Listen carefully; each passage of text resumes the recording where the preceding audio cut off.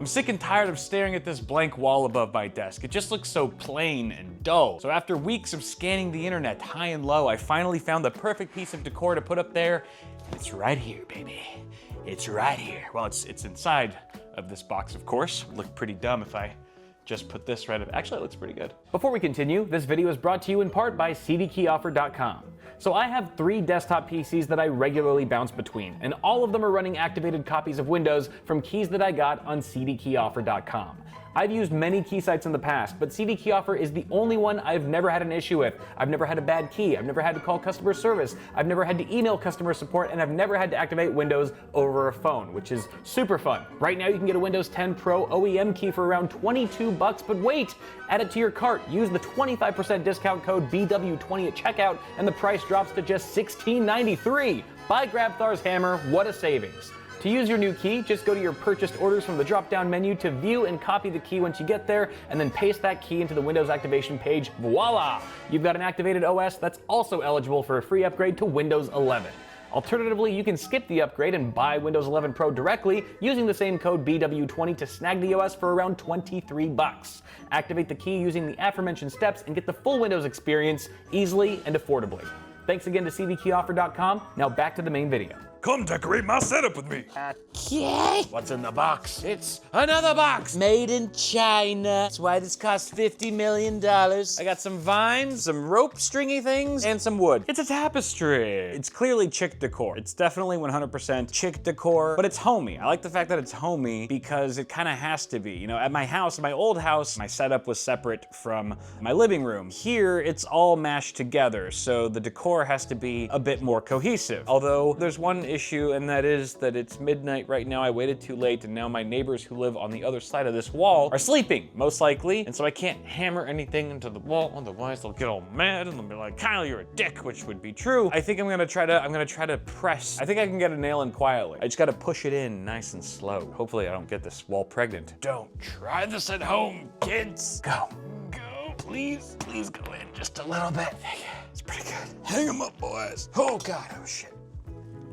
Actually, that doesn't look as bad as I thought. I do wish it was a shade darker so it would pop on the wall a bit more. It kind of just blends in a little too much. Maybe I'll see if I can find a slightly darker tapestry that would pretty much do the same thing, but just stand out a bit more on that background. Next thing I need to do is fill this wall with something nice. Fortunately, I'm about to. Come on. Oh, come on. More boxes and boxes. You know what this is? You know what this is? You know what this is? It's heavy, is what it is. It's a... Oh, that's uneventful. It's a dartboard, because Mel and I like playing darts and stuff. Yay! It's actually pretty cool. And it did come included with some mounting hardware, but this mounting hardware assumes that I have 2 perfectly spaced apart wooden studs to drill into, which I probably don't. So I'm gonna have to get some drywall anchors to replace these. I got the drywall anchors. And our handy dandy template that lets me know where to drill the holes is 76 inches off the floor. That will put the bullseye right where it's supposed to be according to regulation, which is 5 feet 8 inches above the floor, which I didn't know that. It seems really high to me. That's just because I'm short. But I want to keep it regulation so that way when I practice on it and take my muscle memory skills to a different dartboard, my skills will transfer over 1-to-1. Oh shit. Oh no. Oh no, I stripped it. Okay, I'm in a bit of a pickle here because if I just yank it out, which I could do, then it's just gonna rip out the drywall and I won't be able to put another anchor in there. I'll have to shift everything over, but then the dartboard will be off center. So what I'm thinking is maybe I can cut off the part of the anchor that's protruding from the wall to make it flush, and then hopefully I can still get a screw in there and proceed to mounting. We'll just have to see how this goes. Cannot stress how ungreat this feels. Okay. Cut it off. The good news is that I was able to get a good chunk of the drywall anchor in there before it stripped, so it should still be able to hold the weight of the dartboard.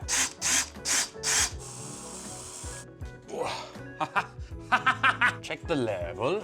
That is plumb as hell, my God! Okie dokie artichoke. Is there any cat hair on this thing? Come on!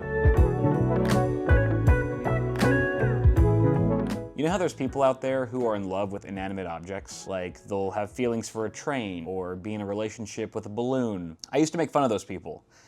But this drill and I can see us growing old together. Had this idea at the last minute, but I figured it would be a good finishing touch.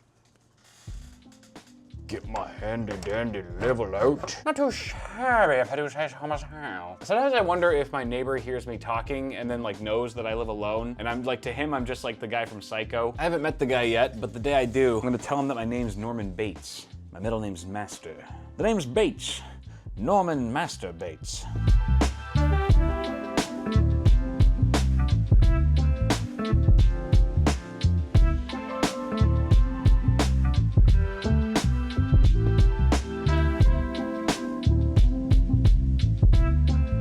Right now I'm on my way to my friend Mike's place, and according to him, his PC suddenly died last night, which is possible. So A, I built it, that's already a red flag, and B, it's pretty old, so it's possible something in the rig has gone bad. He's not the most PC savvy, so it might just be a loose connection or something else he's not seeing. It might be totally dead, but we're about to find out how true that is. All right, so we got the PC here, and it's inside of an older Fractal case. This is probably maybe 5 years old because we have an RTX 2070 Super here, which leads me to believe that this might be a 9000 series Intel CPU. NZXT cooler, is that a rental? Just kidding. And then we also have what looks to be an Asus power supply. But let's go ahead and see what happens when we try to turn the PC on. Make sure that's switched on. We do have power coming to it. We have power on the LEDs there and on the motherboard. So let's go ahead and hit the power button.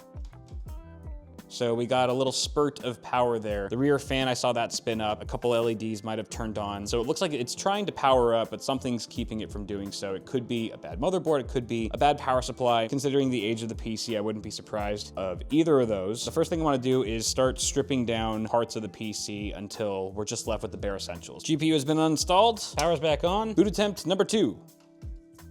Same result, no dice. Let's keep going. All right, I just unplugged pretty much everything that I can from the motherboard. The AIO, all the fans, and the drives. Mike actually has quite a few SATA drives in here that I wasn't expecting. We could be dealing with a broken drive, a failed drive, maybe one with a short. All the USB 3.0 and Type-C, those have all been unplugged. Pretty much the only thing plugged into the motherboard still is the ATX power as well as the 8-pin EPS for the CPU. So let's give it a whirl. Literally nothing. This time the fan didn't even spin up. Things are looking a little more serious at this point because now we're just left with CPU, motherboard, power supply, which is why I brought this. I forgot it was in a bag. It's a power supply. I got my power supply in here. This is the one I use for my test bed. It's a Corsair AX1200i. It's now plugged in to the motherboard. Let's just see what happens. Here we go. You got a dead power supply, Mike. Mike has a dead power supply. You might need to RMA this thing, but it is Asus, so good luck with that. We're going to Best Buy to get ourselves a power supply. Now, Micro Center is obviously the ideal choice, my preferred choice for PC parts. No sponsorship here, but it's just a simple power supply that we need, and Best Buy is a lot closer to where Mike lives. And thank goodness it was a power supply. He's very lucky that it was just a PSU issue. Swapping out a power supply is generally easier and quicker than it is for a motherboard, so Mike got really lucky with that. Actually, what am I talking about? I'm the lucky one, because I'm the one doing it. Mike's just lucky because he has an amazing friend to do all this shit for.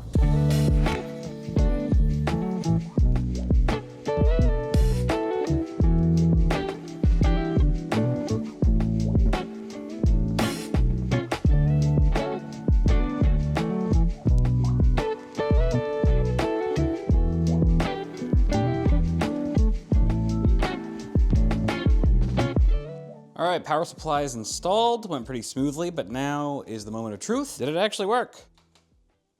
System's turning on, it's a good sign. Now we're just waiting for a video signal. Give it to me. Come on, please. Oh wait, I think I have to turn this on. Here we go. Come on, hey, there it is. Your PC works again, Mike. Am I the best friend or am I the best friend? You don't have to say anything. Your silence is admission. All right, it looks like I have another project here at the Mike residence, and this one's a bit more unexpected. Mike was wondering if I could help him mount a TV to his fireplace. Give a mouse a crumb and they'll ask you for a cookie, as they say. But basically, he's got this really nice Samsung TV. It's the frame. It's kind of like LG's wallpaper TV. It's super thin. The caveat with these ultra thin TVs is that they often come with an input box, which is also a power pass-through. So we got to put this box somewhere. Mike was thinking maybe in this buffet cabinet here. We could probably hide the cables internally behind all this, but that would be a lot more complicated. We have to drill more holes into the tile, so we're just gonna keep it simple with the cable channel. I'm not exactly sure what's behind this. It feels very hollow. You can see I marked studs here. So we use the stud finder. We got 2 studs. If it's reliable, then there'll be a stud here and here, which is perfectly fine for our needs, but we're not exactly sure what's behind that. If it's gonna be stone and whatnot, but I'm pretty confident in my drill, so it shouldn't be an issue. Let there be TV. All right, we did it. Mike is trying to figure out the UI right now. Getting the TV up here was pretty straightforward, and it also wasn't.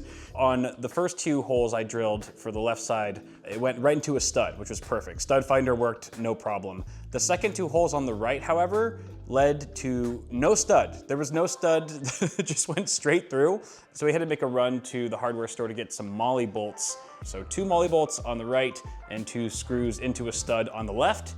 I think it's gonna hold just fine. As for the end result, what do you think, Mike? Do you think it looks good? I think it looks pretty good. Well, it looks fine. I'm trying to get stuff on the TV. It seems like a sign I like the way you use it. You just invited Samsung smart things into your house. You're gonna have to give all of your credentials, social security information, and credit card numbers. Oh my God, more conditions. All right, well, it's been a fun day, but it is late. I think that's enough manual labor for Mike for now. So I'm out of here. Bye, Mike.